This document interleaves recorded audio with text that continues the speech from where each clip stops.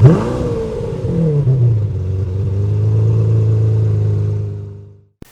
and welcome back to the channel, everyone. This is Motor Mike Media, and as always, I'm Motor Mike, and today we'll be talking about the pros and cons, the good and the bad if you're interested in buying, or maybe you just purchased a third generation Ford Expedition. These vehicles ran from 2007 all the way to 2017, and these early ones, basically anything before 2014, had the 5.4 liter Triton V8. Now that's a pro and a con right in itself. People love V8 engines because most manufacturers are going away from them. But the Triton V8, well, it's not the best V8 engine, to be honest. There is a dedicated group of people that will take these and they work on them, they make them reliable, they give them more power. But these vehicles with this engine can be very expensive to maintain. You might get $2,000, $4,000 bills when they start getting heavy miles on them. So that's something to worry about.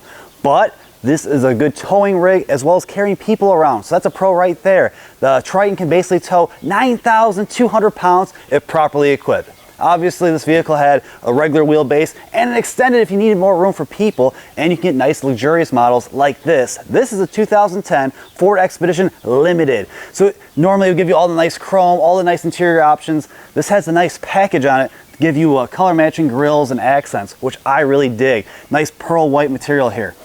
Now, if you're looking to buy one of these, let's talk over some more pros and cons. You can talk about the interior as well as some issues it might have. So we're under the hood. This is the 5.4 liter Triton V8 I talked about. This model here, well, it has over 200,000 miles on it and it's still running pretty strong. Now it's got a manifold leak. These are known to have like spark plug detonation where they just pop out, timing chain issues later down the road, as well as small electrical errors. Most of the electrical problems that people talk about in the forums aren't really with the Triton engine itself, it's the vehicles attached to them. The Expeditions, the old F-150s and stuff like that, and we'll talk about that later. But like I said, this engine made about 310 horsepower, 365 pound-feet of torque, which are pretty decent and can tow up to 9,200 pounds. Now in 2014, that was the last year of the Triton, they replaced it with a 3.5 liter EcoBoost V6. Now that gave you 365 horsepower, 420 pound-feet of torque, but that was the early generation, the first generation EcoBoost, so you can only tow a max about 9,000 pounds. A lot of them weren't really equipped for towing, and they only towed about 6,600 pounds. So if you're looking to tow with these early third generations, the Triton's the way to go. If you get a later third generation, the EcoBoost is good, it's quicker, it gets you a little bit better fuel economy, but you're not going to tow quite as much. So let's talk about the styling real quick, and styling is always in the eyes of the beholder. I think this is a pretty good styled vehicle. It's a little bit rugged. It is a little bit simple. Nothing really stands out. Like I said, this is the limited model, so normally it'd be full of chrome and stuff, but it has a nice package, giving you body matching wheel wells, giving you nice blacked out headlights, so it makes it a little bit of a sleeper vehicle. Now being a limited, it has lots of luxury features, and some being the running boards. Now in this particular one, they were broken. A lot of early running boards have the same problem. If stuff gets built up in them, they lock up, sometimes even burn out the motors. This one's working now, but it's something you should look for. Other things is rust. Now all vehicles will deal with rust, but these vehicles in particular have real bad rocker issues. It's so easy to get stuff built up in there and just rust them out, as well as the wheel wells in the back. Now if you put your hand up in there, there's a little piece of metal that kind of gets stuff caught in there. That's a nice place where rust will build up and just spread throughout. And when rust starts, it just spreads everywhere. So that's something to look for. But let's go inside and talk about some of the issues in there. Now when you walk up to the Ford Expedition, this being a limited, we'll give you a little bit chrome handle. This is an awesome keypad. A lot of Fords have it. They still have it today. So you can type in your own little password to unlock and lock the vehicle, which is cool. Opening it up, nice running boards because this is the limited. Door panels. Now these vehicles, cheap plastics, lots of fake wood because it's a nice model, but the switchgear felt okay for its time. Leather seats. Now being the limited, these seats are really comfortable, and being 200,000 miles for this particular one, the only wear is right here and right here, which isn't bad.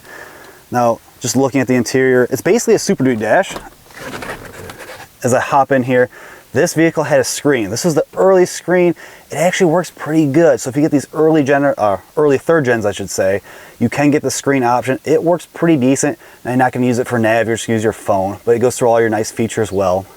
If I can focus here, the gauge cluster being a limited, it gives you nice little chrome, little accents. I really like the overall styling.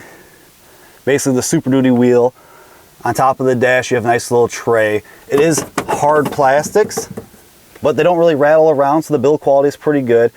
These little vents, these were on the Lincolns, and they actually trickle down to other Ford products. I like them because you can move them around every direction. 4-wheel drive. Expeditions came in both 2-wheel and 4-wheel drive. So if you're looking to buy them, make sure you get a 4-wheel drive if that's what you're looking for. People won't put that in the description. You'll come in here, and this is just a plug. You just pull it out, it doesn't have 4-wheel drive. So make sure that is there. These are pretty good 4-wheel drive systems.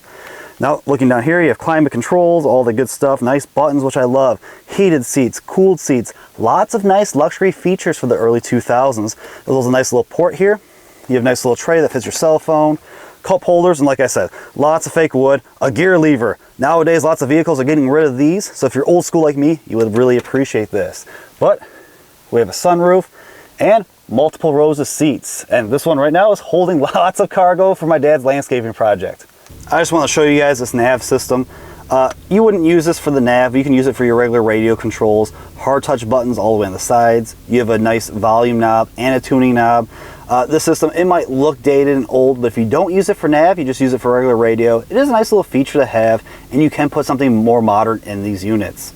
So a big pro of these vehicles are their size. This is a 3-row SUV. You can haul people, cargo, and you can tow things with these. Now, this is a regular wheelbase one. If you wanted more room behind the 3rd-row passengers, there's a long wheelbase model. So they basically built these for all the large purposes you may need. When you open the doors, one thing that is a con is the doors don't open very far.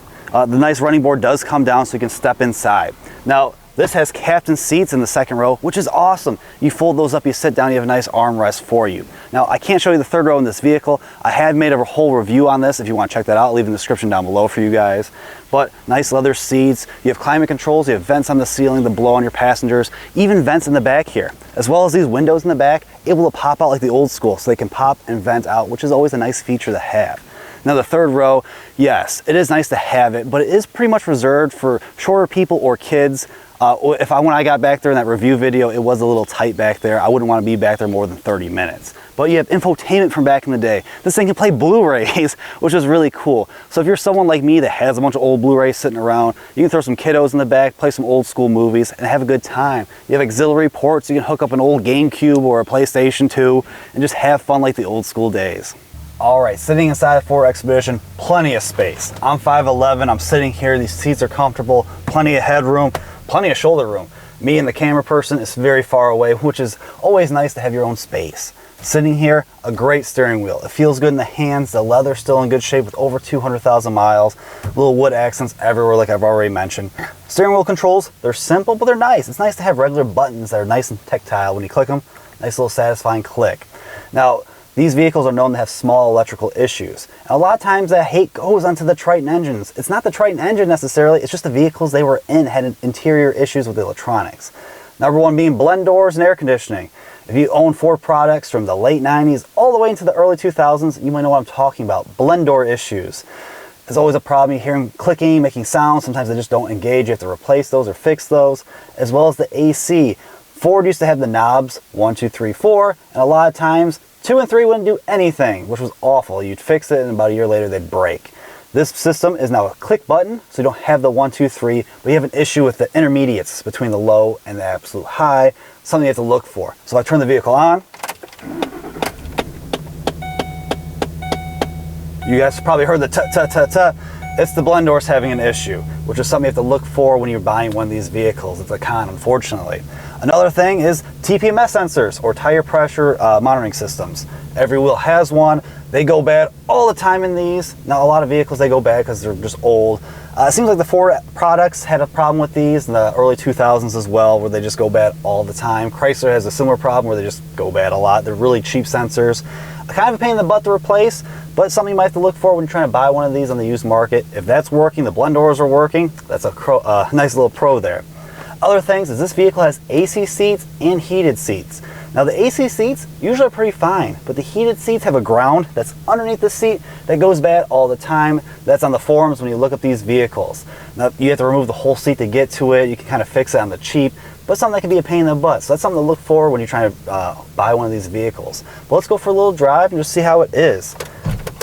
I like having the gear lever. It's awesome to have, nice old school as I'm driving. Getting out of the driveway. The Triton V8 sounds good. Gotta put my seatbelt on. and you guys should put your seatbelts on too. But just driving right now, it's comfortable. Like I said, the seats are good. The suspension is really nice. Even though this is a giant SUV, it takes most of the small bumps perfectly. You don't even feel them. Yes, over big bumps, you will feel that. You gotta remember, this is still basically a body on frame construction. This is a big old truck, but I like it. The pillars, there aren't too big, so visibility is actually really decent for the most part. In the back with those windows, that's where you have a little bit of a problem. But other than that, it's pretty fine. Now the Triton engine might have its problems, but when it's running, it's pretty sweet, guys. You can get an exhaust system and make this thing really loud. But if I turn this corner with some gas, you can have a little fun with this thing. Now yeah, this isn't a performance SUV, but the Triton engine, when it's working, it is nice and smooth. And I like these things. They're roomy, they're good for cargo, good for people, good for towing. You can get these on the cheap. Right now they're kind of expensive, but if you find one that's low miles, that's clean, this could be the vehicle for you. There is a little bit of corrosion problems that do happen with the hood and the back. I'll talk about that in just a second. But other than that, the body just dealing with the small rust issues, if you just keep that up, or if you don't live in a state that doesn't have snow like I do, that'd be really nice to find a nice clean example of one of these. Something else to look for in these vehicles is the blue oval. They fade on the fronts and the backs of all the vehicles in the early 2000s, and these hoods are aluminum. They get corroded. The paint will just peel right off, which is unfortunate. And we come along the side of the vehicle, like I said, rust problems with the rockers, rust up in the wheel wells here, but the back, this is all aluminum as well. And with that, you can see it starts peeling, it gets bad. So you might have to replace these, not replace them, but go to a place that knows how to actually paint aluminum properly, strip these down and repaint them. That could be a cost you might not factor in when you're buying one. All right, so a quick overview. This is a large in charge vehicle, gas guzzling V8, and with gas prices nowadays, that might be a deal breaker. But you have plenty of room on the interior, very comfortable seats, a nice riding position. Visibility is pretty decent in these vehicles, but you have room for your family, room for your cargo, and this could be an awesome tow vehicle. Now, the cons being the engine, the Triton, it can be very expensive to maintain. Some of the electrical bugs on the interior, they can be a real pain in the butt, as well as overall maintaining. When you have a larger vehicle, you're paying more for gas, you're paying more for little things like this. And now that these are getting older and older, you have to worry about regular things like rust and stuff like that. So something to keep in mind. These can be great towing rigs, great to haul your family around. It all depends if this is the vehicle that fits your budget and fits your wants and needs. But that's all I have for you today. I thank you all for watching. And if you haven't already and you want to, please check out my channel. I keep trying to give you guys more and more content about cars, trucks, crossovers, and SUVs, combustion engines, just like this, and EVs, a little bit of everything. But please, like, comment, subscribe, hit the notification bell. That way you can stay up to date with the latest and greatest from my channel. And as always, I truly, truly appreciate you all for watching, and I'll see you all in the next one.